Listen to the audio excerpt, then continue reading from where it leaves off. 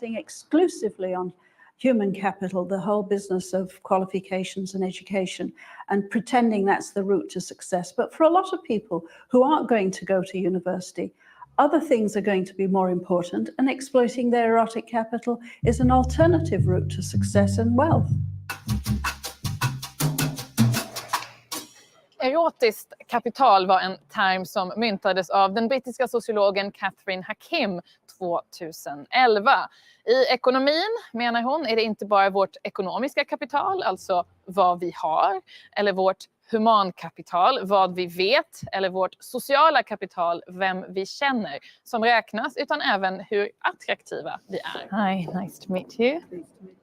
Och hon menade då att kvinnor borde bli bättre att utnyttja sitt erotiska kapital på arbetsmarknaden. Hur tänker hon nu i ljuset av de senaste avslöjandena om sexuella trakasserier i yrkeslivet? Dr. Catherine Hakim, what is erotic capital? It's a combination of physical and social attractiveness. So it's things like facial beauty, a sexy body, the ability to dress well, but also things like your skill in relating to people, being charming, being pleasant, good social manners, good social skills, and the ability to dress appropriately for whatever social situation you're in. And I would also add, in a completely private context, sexual competence.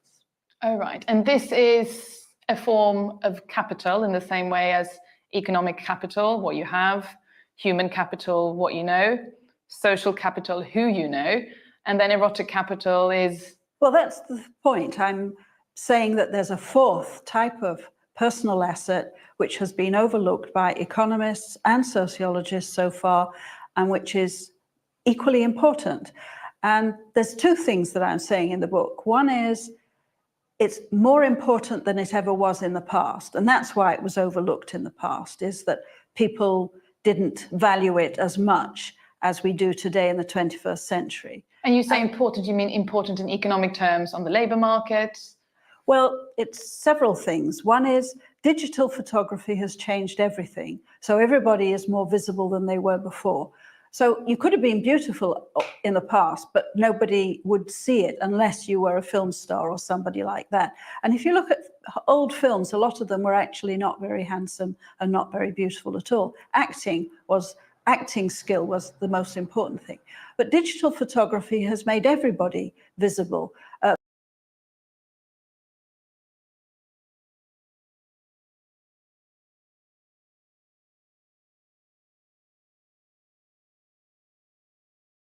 And here I okay.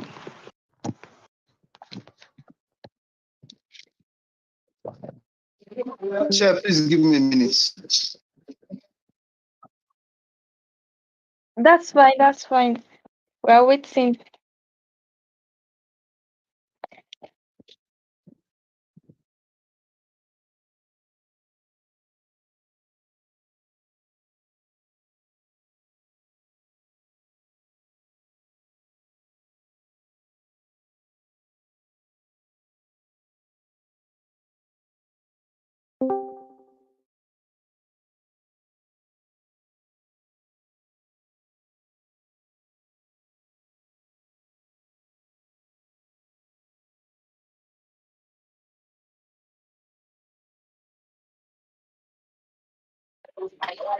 Am I audible? Sorry for the delay.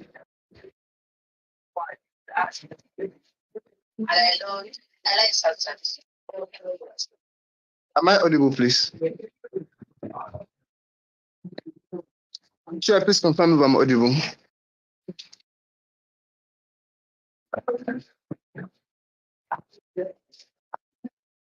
Can someone confirm if I'm audible? Sorry, yes, you're audible, I was speaking. All right. Yeah, this is the last round. So yeah, let's have fun. Chair, you are breaking. I don't know if it's from my side.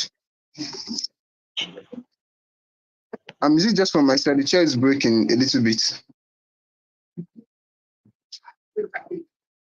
Can someone else please confirm in the chat? How about now? Am I clear? Yeah, you are clear now. I'll begin You're my audible. You speech. can start. Yeah. I'll begin my speech in 3, 2, 1. Panel. Patriarchy has made it so difficult for women to be able to actualize because they continue to oppress and marginalize women over and over and over time. But secondly, the same society that continues to oppress the women still criminalizes them if they do something that is criminal. So when they do something that is bad, they criminalize them and they jail them. And we think it has left women with little to no option on how they can actualize. But last framing is on the sexualization of women that already exists in status quo. Even if a woman is so moral and dresses the best, men still find ways to sexualize them, sexualize their pictures, and make them look like they are sexual beings. So it means women are already being sexualized in status quo. So whatever impact of sexualization that we are going to get on our own word, we are going to show you the positive light of it. We are still going to show you that even if women do not do this actively, men are still going to sexualize them in the long run. Panel, let's move to our argumentation. Firstly, on the principle of necessity, we believe the patriarchal structure that already exists in status quo, men, like women, have little or no choice to climb up the corporate ladder and be able to actualize, just like with the amount of societal limitation and oppression that exists against them.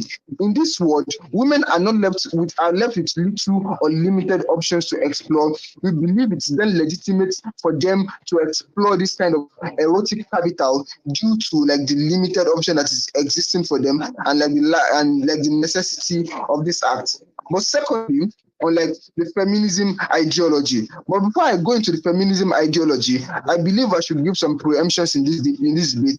So the opposition said, do not come and run useless arguments. Firstly, on like this principle of second harm, we believe they might try to argue that this kind of sexual act is something that is manipulative in nature and will manipulate men, which we think is principally bad because it causes a form of like sexual second person effect or second person harm. We believe it takes two to tango. Because even if we agree to some extent that this kind of erotic capital might be manipulative in nature, it still takes like men's consent for it to actually work. So even if we manipulate men are rational enough to say, I don't want this is manipulative, but they consent to actually want that like erotic capital and they consent to it. That is why it works. So it means men and women are both culpable in this act. But secondly, even if we say it is manipulative to the highest level and men are not like so responsible, we believe it is still justified because women have been oppressed for so long. So it then means that they need every single leverage to be able to match up to some extent with men. At this point, it is a form of self-defense because they need to protect they need to preserve themselves and they need to protect their dignity and they need to protect their actualization. For them to be able to do this, even if it takes like manipulating men that have been oppressing them for a very long time, it is a form of self-defense and we believe it is justified.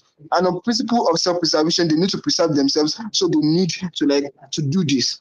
So, but secondly, on the case of priority, even if we say this kind of acts with some extent undermine the effort of women that actually go through the normal means of climbing up the ladder and they're able to, in vast majority of instances, those women, by the way, are women that are like privileged due to lottery of birth, or they are born into scenarios, or they are just very lucky for them to be able to climb up the ladder. And in this case, it does not justify that these other women should not use this capital that they have because they don't want to undermine the success of this kind of or this kind of people. But secondly, it still does not legitimize the act.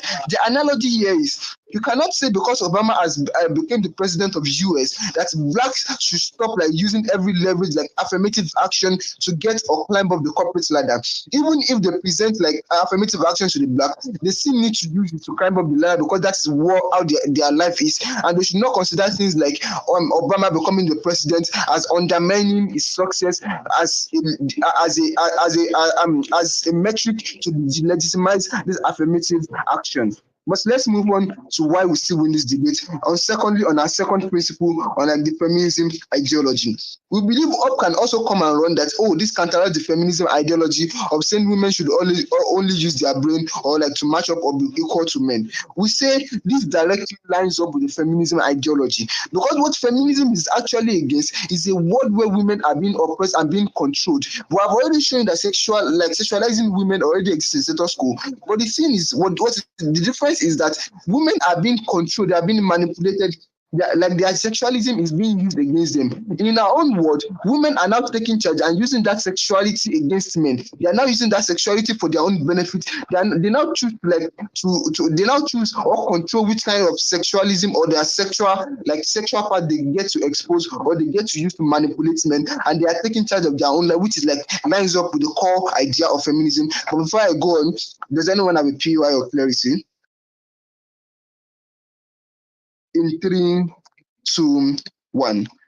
Panel, we have shown you like levels of argumentation in this debate, why this is a principle, why this is legitimate, but secondly, why it even lines up with the feminism ideology of saying women have to take control of their life and their feminism. This way, women are able to take control of their life, choose how they are going to use their own feminism and how they are going to use their own sexuality, and we believe this is right and we believe this is legitimate. Secondly, back to our framing, we show you the patriarchal society and how this has continually oppressed and limited women. We say women have limited option for them to be able to actualize. So on principle of necessity, this is required. But secondly, on why they need to do this as a form of self-defense, because they have been oppressed for so long and they need to like take every leverage, even if it means harming their oppressor.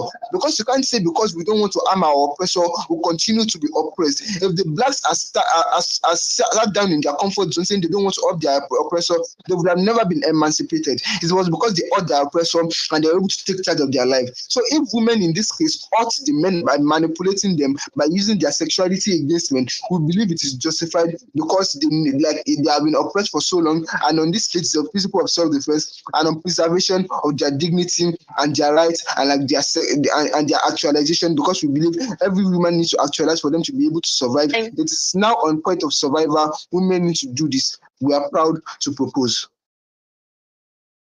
We thank the speaker for that fine speech and call on the leader of the opposition to open the case for the opposition bench. Here.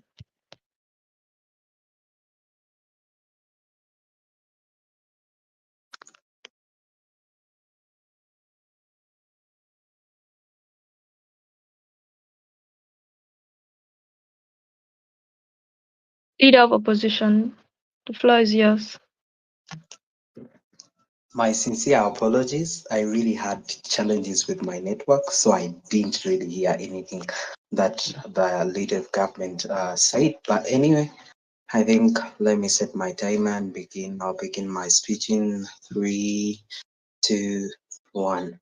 Hello, in a generation where people are battling with the people in the working lane to eliminate things like exchange or favors, like things like giving in your body to get a job and not considering things like someone's skills possessed and their qualifications. I think it is a world that we do not at any single point would love to risk and take a step to engage into like this kind of epic capital. We think it is necessarily not good because of the clear justifications that I'm going to give you why relying on it harms like the working sector, but even second, potential exploitation on women, but even third, I'm going to prove to you what in itself creates in status quo. I think when we try to buy into an idea and make it a trend, it necessarily means that even if it is on someone's will to take up a decision, then it goes on a wider scale that even those who were not initially willing to subscribe into it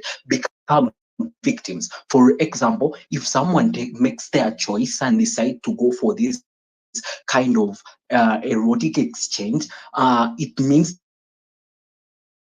that people who subscribe to religions like Islam and Christianity and care about their morals, who would not really want to be in such kind of setup in any ways, the working sector itself at the end of the day would force them to be into that kind of context, because ideally it forces someone to bond into it even when they are not supposed to. Because when the working sector or the men within the sector feel like a lady is supposed to first be too attractive or become brown, it means that necessarily they make it as the main thing to give someone a job. They ignore things like someone's qualifications, someone's like success and the potential skills they possess. It then harms the relevance of getting a job, because it means that if a lady,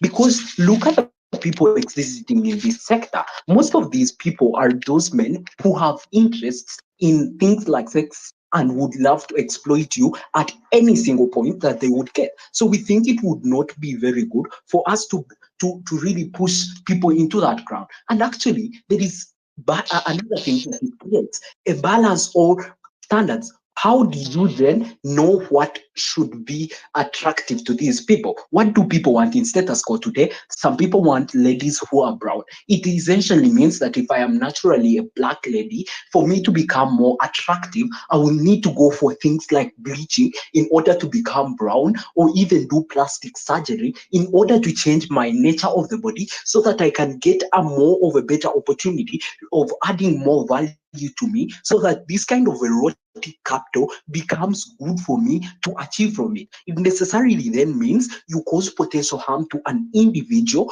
then they have risks to get exposed to diseases like cancer, which we think are not very good, because we think ideally the employment sector should look like one that gives people a better way to get into it on merit, on things like merit, but not necessarily things like how do you look. When ladies subscribe to this, the question is, even in status quo, we have attractive men that might be attractive to women. When you make a trend, it necessarily means that at some point, even men would also literally want to make that the kind of like trade-off. They also want to make themselves more attractive so that they get more favors from women. You expose these people to potential harms of diseases like HIV, because yes, I get like attracted to you, and what comes next? Engaging into things like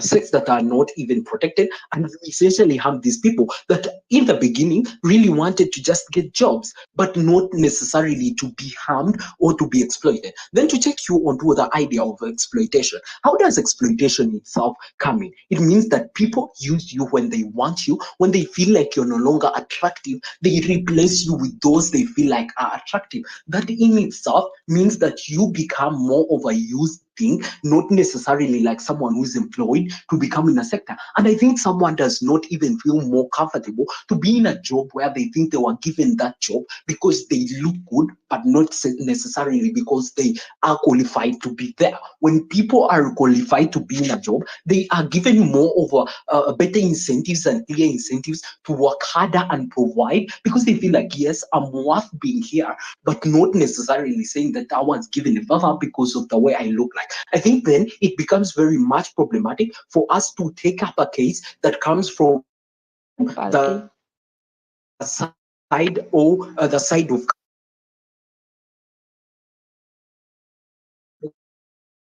Can someone confirm if I'm up. the only one having that issue? No, please.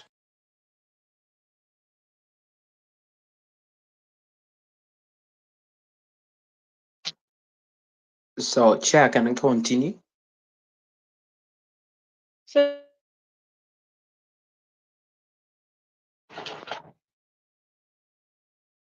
can you speak now so I'll check if you're audible? Am I audible? Yes, you are. I post your How timer many minutes? at 4:42. I lost when you're talking about how women are going to be exploited and they're going to be changed when they be no longer attractive. Could you continue from there? Okay, thank you. Okay, before I actually continue, I saw a POI in the chat space. Please shoot. So on your case of Okay, saying so the companies can replace you, on your case of saying company can replace you, if they say something that's more qualified. That already exists in status quo where companies replace people that are more qualified with you, even if you are employed based on merit. In our own world, if that's the case, then you have to up your sexual game. That's how they don't replace you. It already exists in status quo. Okay. I think you didn't get my idea. The idea is not about you being replaced by people who are qualified, like on merit, basics of like your work experience or things of that kind that are required in the employment sector. But now it goes to who looks better. For example, if the CEO of a company or a manager is a man and feels like, yes, you've worked for AI, he has used you the way he wanted, then he feels like you're no longer attractive. The kind of replacement that then comes in is not on grounds of merit, but on grounds of people's desires and what they perceive you to look like. But then we think that essentially becomes detrimental, that you harm the employment sector and what it should consider. We think let women look the way they are supposed to be, basing on the jobs they are supposed to be in, and their nature and their creation shouldn't be the reason why you bring them into the employment sector. We think it is very bad, except for jobs that are specific, like maybe if someone wants to become like to work in the aeroplane or something of that kind. There are kinds of standards that those people believed and subscribe to, and we think that's okay because it's the nature of the job, and anyways it's what it requires. So if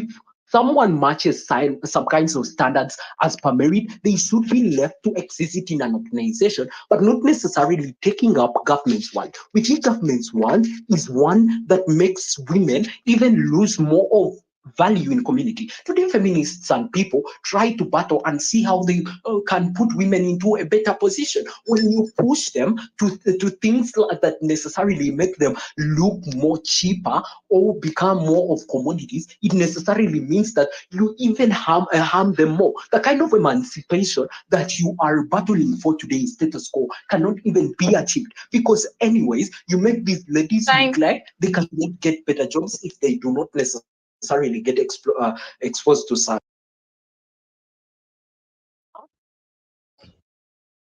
We thank that speaker for that fine speech and call on Deputy Prime Minister. all right, panel, please just confirm if I'm audible enough. Loud and clear. All right, so I'll take PRIs after my 5 minutes. You can badger. I'm not looking inside the text. So all the best, everyone. So I'm going to begin my speech in 3, 2, 1. The problem with the entirety of OO is that they assume that the motion says that this house will force women to use erotic capital. So you see them saying that, oh, women will be forced to want to do this and this. The motion only says that, oh, this house believes that women are legitimate in using it. If I say that it is legitimate for LGBTQT to exist, it doesn't mean I'm forcing people to go and identify as LGBTQT to go and do this. You don't force anyone.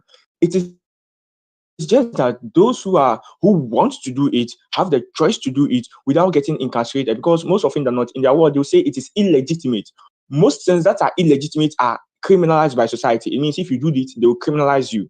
In our world, we just say it is legitimate. So those who will do it, they should do it and will not get incarcerated and a lot of things. The second thing I have with them is that they assume that companies are fashion like spaces where they only employ beautiful women so that their company will have beautiful women.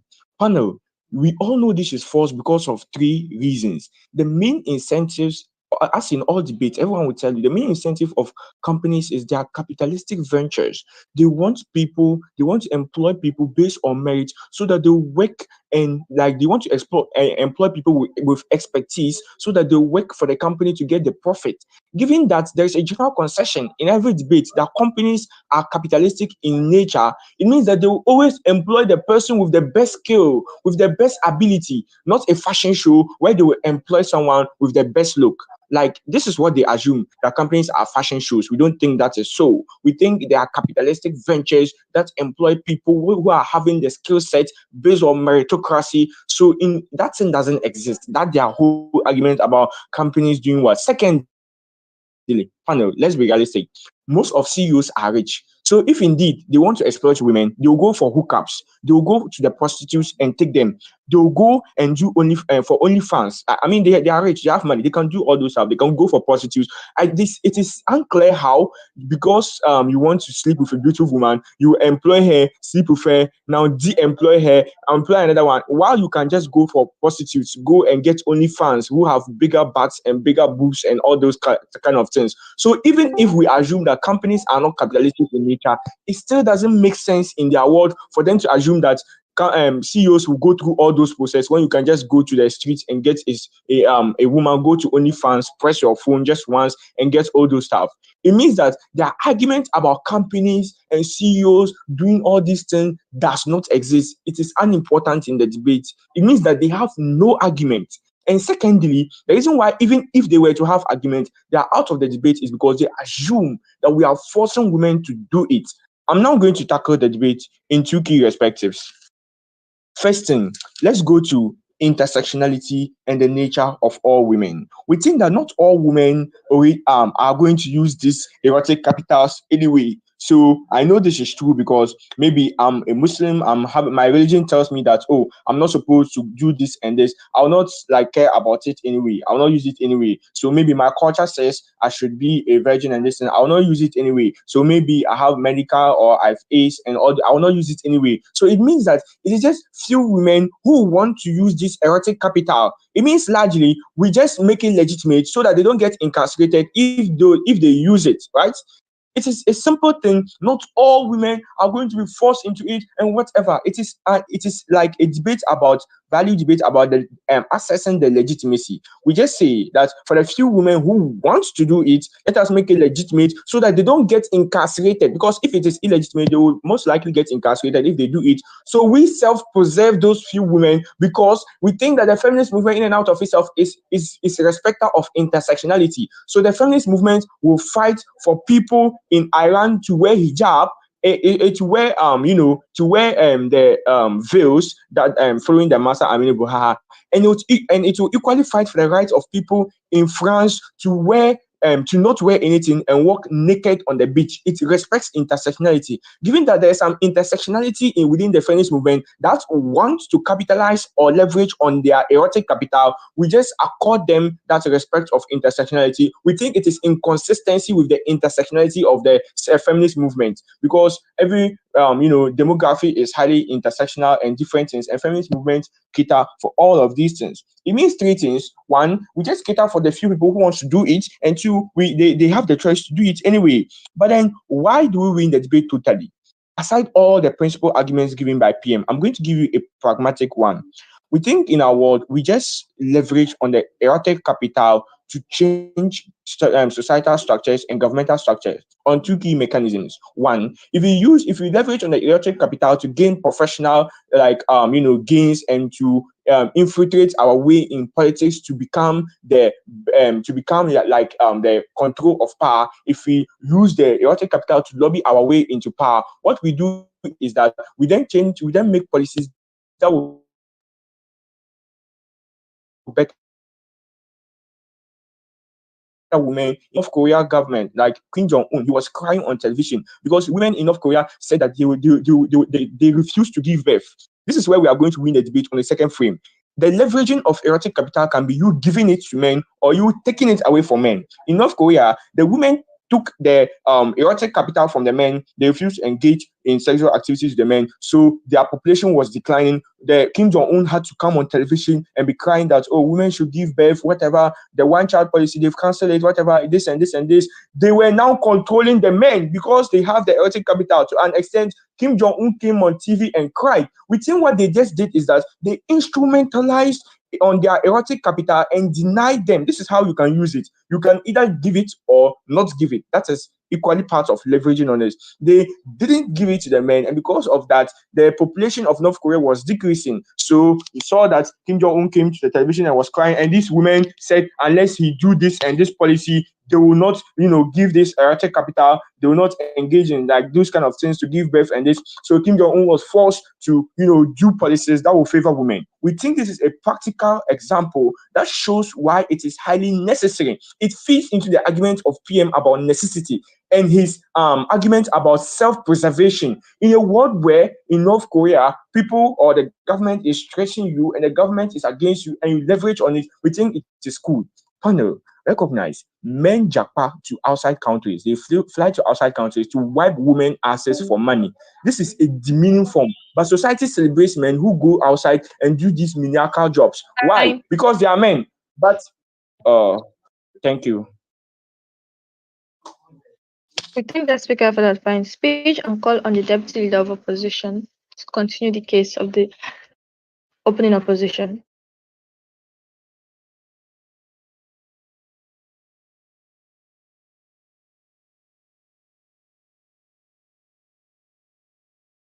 Am I audible? Yes, you are. Okay, let me set my timer.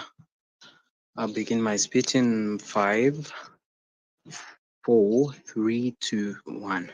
I think, panel, if you actually get to see the kind of government case, it is one that ideally shows you that the kind of choice that ladies take in their world is one that is actually infringed upon, or people are pushed to the wall that they make certain decisions that they might necessarily not even want. We do not disagree at any point that aerobic capital would be something that is done from people's choice. We do not agree that we disagree that it is actually something that is not subjective, but something I told you that they did not actually understand is an idea of what society or even people in the employment sector would perceive it to be. Erotic capital is one where sexual attractiveness of an individual can be leveraged to gain personal and professional advantages. What does that then mean? It ideally means that someone is supposed to push themselves to kind of standards that might make them attractive anyways. So given a status quo whereby people perceive things like ladies being brown or having good looking skins or something of that kind to be things that are attractive, it means that ladies are taken to that kind of ground that they are supposed to actually be able to match those standards in order to get opportunities within the employment sector or even being in leadership. All those things would be best enjoyed if someone matched the kind of standards that society believes in. If it is merit and it is about qualifications, let all people offer in qualifications. Yes, it is okay. They say choice exists and it's done by people who actually want. But the question is, can they guarantee that the receiving end or the people that employ these people would not misuse it? Because today in status quo, practically, men are already trying to exploit women. All foundations and bodies that are there to fight for rights of workers are those that target eliminating these things of exploiting people or employing people because they've given you some kinds of favors. Something that when you practically look at the government case, it is necessarily something it fronts or even it turns out to be. Whatsoever they assume is actually achieved in their side is something that we think it is not true. And if at all they feel like, yes, it is done by people who want or those who would choose to do so, to create a better ground and something that is good for all people, let's eliminate it and maintain a ground whereby all people benefit on a fair ground, not whereby people are actually taken to a certain kind of work. And actually, I asked them something. What kind of standards would these people need, or how attractive would someone need to be? Something that they do not understand how it potentially harms their world, because it means that in their world people are taken to extreme sides of taking decisions, worse decisions that at the end of the day are bad for them, because people are exploited. When someone gets you in because of your attractive nature, high likelihood that even if you go into a capitalistic sector, the people within would of course want to use you. They I assume that when a company is relies on making things like profits, then it cannot actually exploit its workers. Workers can be exploited. Someone can bring you in as maybe like a secretary because you're attractive, but other workers are also like within your docket or even the sector you've been employed in. You are exploited. People use you for their desires. Your POI, please. This debate cannot be won on unjust assertions. Show why this is principally wrong. Okay, first of all, I think you're supposed to understand that on a level in which the employment sector in itself looks like, it is one that is supposed to take in people on their qualifications, like how they say that in a job, maybe you're going into marketing, you should have a certain kind of kinds of grounds. We think that it is more justified for people to take up a job. But when you push it to someone's appearance, it then means that necessarily it is not principally justified for people to be judged on what they look like or how they appear. That becomes very bad because you harm things like even the societal order that is supposed to exist. I told you that some people subscribe to religions like Islam, but when a lady is really looking for a job and feels like that's the trend, that's what people should do, it means even those who are Muslims are taken into grounds of going contrary to their religions, which is at times even bad for society because these morals that people subscribe to are those that should be respected at all levels. But their side is one that creates more of problems. I think they would be in a better position if they would justify potentially how there is no likelihood that people would be exploited in that kind of world, because today's status quo itself is a clear signal that workers are exploited within that kind of direction, especially for the women and the females in this kind of context. So when you deliberately or make it more legitimate, it means you actually give more of a better ground to people who exist in organizations that would want to exploit women to actually do it even more. We think it then becomes very much bad because you put people to a ground that is actually not cool for them and you potentially harm them. I think, Pano, it is important for us to know that their world is one that pushes people to neglect other essential qualities and the skills that are required for someone to be in a job. It can even reinforce societal stereotypes and may not lead to long-term fulfillment or genuine connections. Balancing the different forms of capital, such as intellectual or emotional or even social, is often recommended for more of a comprehensive and a sustainable approach for personal development. We think the kind of world they call for goes contrary to all those, because someone would say, okay, though you have these qualifications, but she has these qualifications, but because she gave in that kind of capital, she would take a job. It means that then you outlook or you do not give better concentration to things like merit or even one's working experience or the skills they possess. Yet these are the things that we should really be giving more of a better ground when we are employing people to different sectors. And we think leadership or even job sector best exists without use of such capital. I thank the speaker for that fine speech and for closing the opening half, and hereby invite the member of government to open the closing half. Here.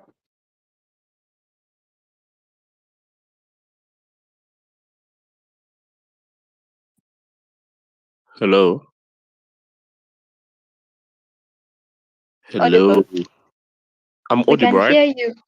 Yes, you are. All right. PY is the tech space. I'm gonna start my speech in 3, 2, 1, go. Panel. I just wanna add a bit of characterization to this debate because I think what happens in dope half is, I think it's not a bad debate, but I think there's a bit of context that is lacking there. I think the first bit of context that's lacking there is that I think erotic capture doesn't always mean sleeping with someone. I think erotic capture could simply be allowing someone to take you out on a date. Why? I do think it is fair enough to presume that men respect women to a certain extent. And I think the idea of you using erotic capture is someone, like I think even the first line says it, like refers to social and sexual attractiveness of an individual, which can be levied to gain personal advantages or professional advantages. So I think it could simply be allowing yourself to go on a date with someone. You know, it could simply be like, I don't know, like you know, helping someone get into a place maybe when their tickets are done or something like that. I don't think in all instances erotic capture entails you actively having sex with individuals. I think that's a mischaracterization from OO. And I think this is crucial characterization that doesn't come in orgy. So I think this characterization one is important because I think it then proves like it's the missing characterization within orgy's case that gives OO the ability to like argue how you can like simply be used and like stuff like that. So I think that's the first piece of framing that's important. But I think the second piece of framing that's important is that I think oftentimes that, so I think the claim from OO is that you decrease the ability for you to take people in with merit. I think this is not a burden that is placed on us. I think this is the burden on their side because I think we're just simply supposed to defend why erotic capture is good. Why? See, the problem isn't us. The problem is the people who are attracted to these ladies and then actively switch their decisions because they are attracted. I think the ones who are not expressing a specific level of professionalism, you know, because I think this is similar when it happens when someone uses white privilege, when someone uses favoritism to benefit themselves, you know. And so at the end of the day, I don't think OO can come and simply blame the women for saying, oh, you're using erotic capture, not having merit, what? Because I think men do use this currently in society where they're like, oh, I'm a man, I have experience, I can do this job, or blah blah blah and stuff like that. So I think specifically here is that I think this takes out the claim from OO that hey, you're going to take away merit. I don't think that's a problem for the women. I think that's a problem for the institutions or for the individuals who let themselves be taken by erotic capture, you know. And I think it's going to push me to our first extension. I think what we're going to extend on is two things. Our first thing is going to extend on why this in essence helps actually fight against the patriarchal society. So I think patriarchal society is one which is dominated by men. So that's the like social economy. So like it's dominated by men to the extent that men are able to use their physical abilities and their masculine abilities, like let's say quote unquote thinking logically, quote unquote having muscles and stuff like that. Men are able to use their physical capital, their physical masculine capital to often attain specific jobs. And I think that this is what has helped him. This is what has kept them into power. You know, that is why men dominate the economy because of the masculine capital that they actually have. We think it is then fair enough for women to also use erotic capital in this instance. Why? Because I do think also men simultaneously use the erotic capital with like in the scenario like a man does believe that is attractive to a certain. This is often going to use it. I think why this is important is that I think at the end of the day, it proves that one, the patriarchal society thrives through this by men growing, and the harm here on side opposition's words at a point at which you don't allow women use it. I think you are then becoming, or you are further deepening the discrimination and further planting them and not like setting them as a minority group. But I think the solid idea here and the argument on our side is that I think allowing them use or legitimizing erotic capital is actually a formidable method of fighting the patriarchal society, because at the end of the day, it gives women the power to actively use their body in a legitimate way.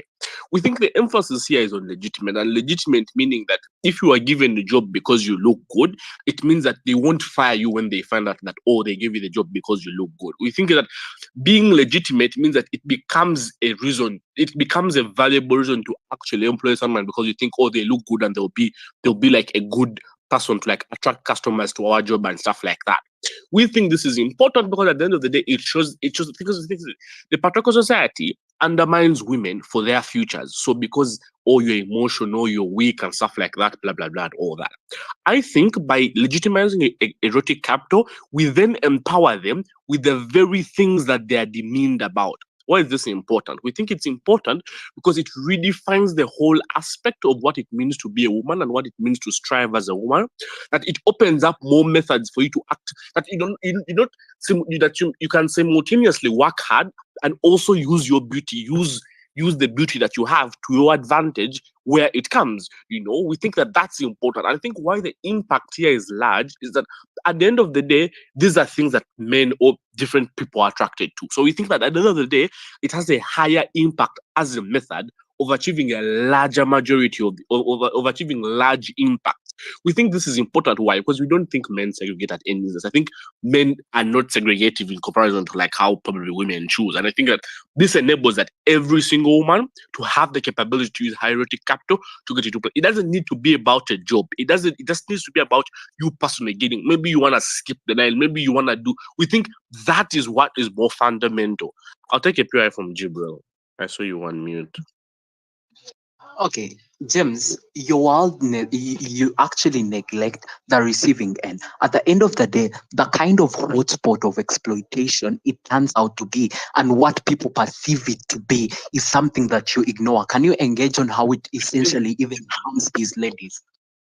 15 seconds. So, Pano, I don't think in this debate we really care about what individuals would think, because I think it is this individual. Because you see, I don't think you can use erotic capital if you don't realize that someone finds you sexually attractive or finds you attractive the way they are looking at you. I think it's only at that moment that you look at it. But Pano, even if Jibril's idea is backlash, we really don't care about backlash because we think for far too long women have been a minority group that needs to be empowered. We have tried other methods, they are failing. We think this is the one effective method because men are sexually attracted to women. I think women can use that to triumph over that patriarchy that exists. But also, I think, Pano, as I conclude, the impact here that it also gives women choice.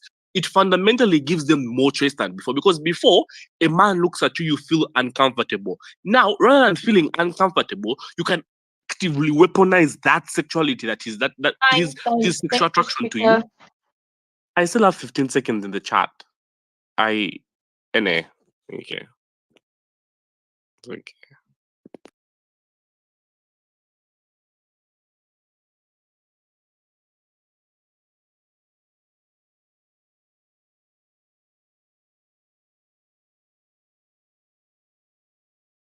We thank that speaker for that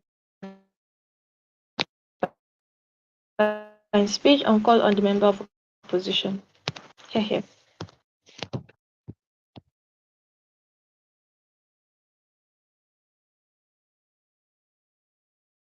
Sorry, is the speaker speaking? Because I can't hear.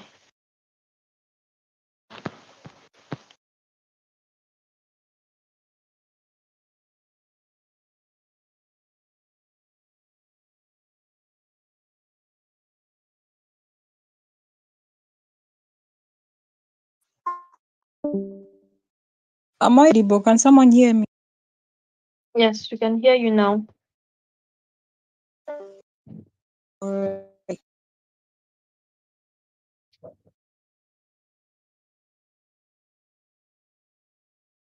We could hear you, but not now. What of now? Yes. All right. So, Apano, I think we cannot deny that we cannot deny the good impacts and the good that we get out of the erotic capital that women have. But at the end of the day, that is not the question. Is whether they get impacts legitimate. That is where I feel like at the end of the day, the government should have given us a very good picture of what something that is legitimate is. So we get something like the fact that it's not criminalized, it's legitimate from OG, which I think is, but then they do not actually explain it very well. That is why we first of all need to gain an understanding of what legitimate is. So number one, from sides, something must first of all not break the law. That is why I'm going to explain to you that erotic capital may not directly break the law, but in the end of it, it leads to activities that break law. That is why at the end of the day, it's not something that can be called legitimate. Then number two, something that is legitimate, something that should not infringe on other people's rights. Here, we're talking about rights and things like that everyone in society follows. So, something like a principle of fairness, whereby one woman has it and another one does not have it. What does that mean? It means that woman who doesn't have it, at that point, their rights are being infringed on, because it's kind of not fair for you to use what you have naturally given to you by God and it is credited, and then me who doesn't have it have the qualifications, it's not credited. So at the point that it does not meet that kind of metric, then it does not stand to be something that is going to be called legitimate. So when OG tries to bring things like necessity, it is necessary, women have been oppressed for long, and therefore it is legitimate, it does not stand to hold. Why?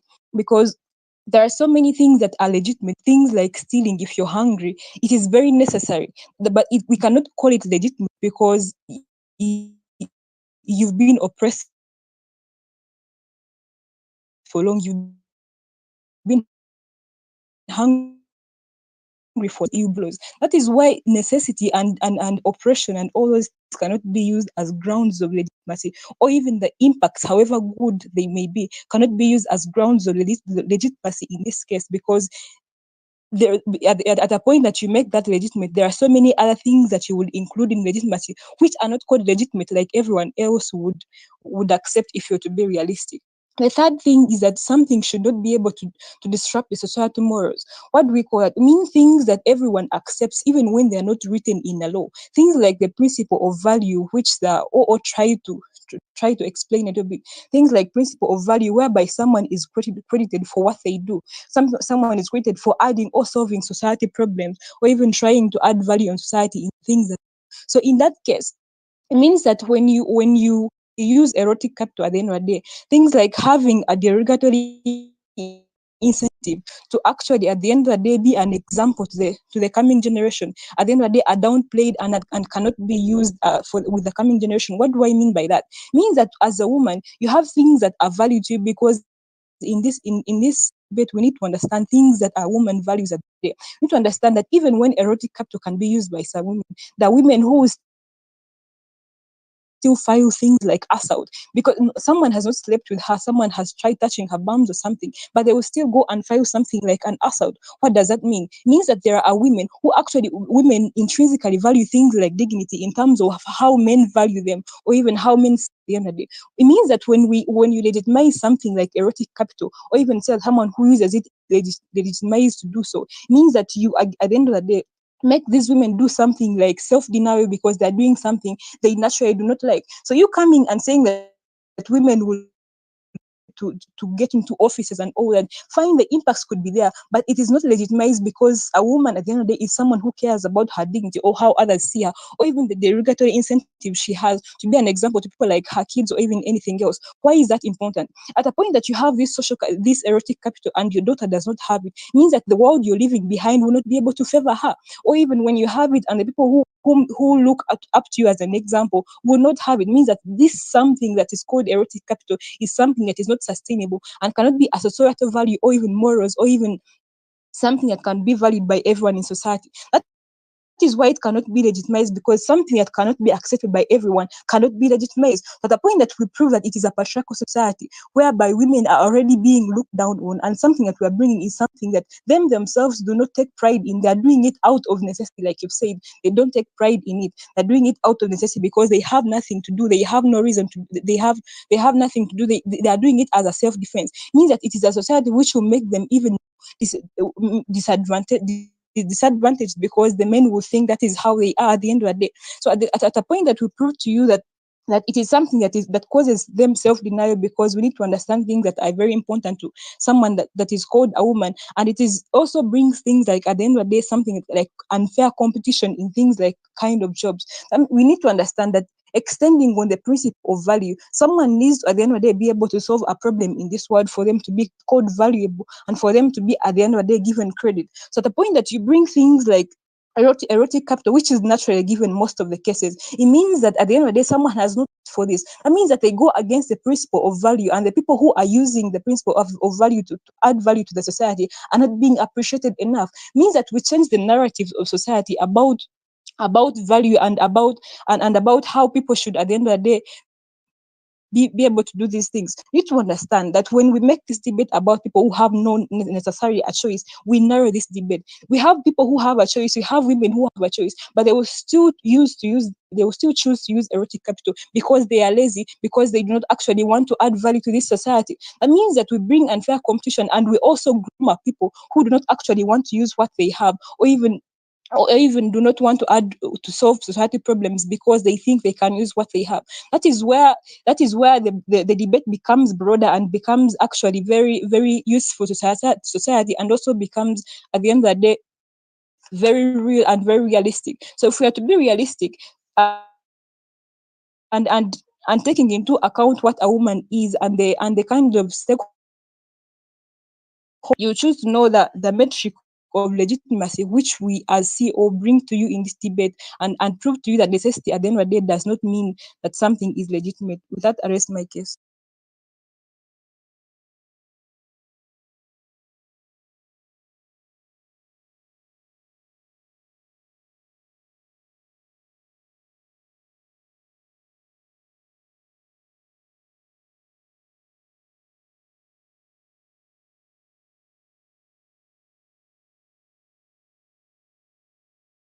We thank that speaker for that fine speech and call on the government whip to end the government's case.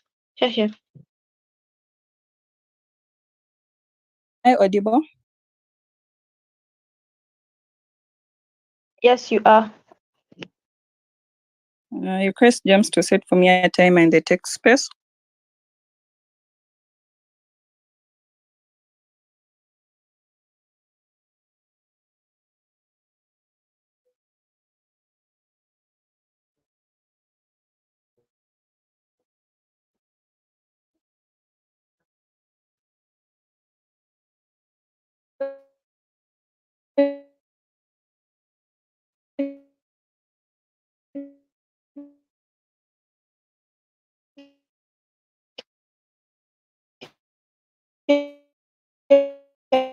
I'll do that when you start your speech.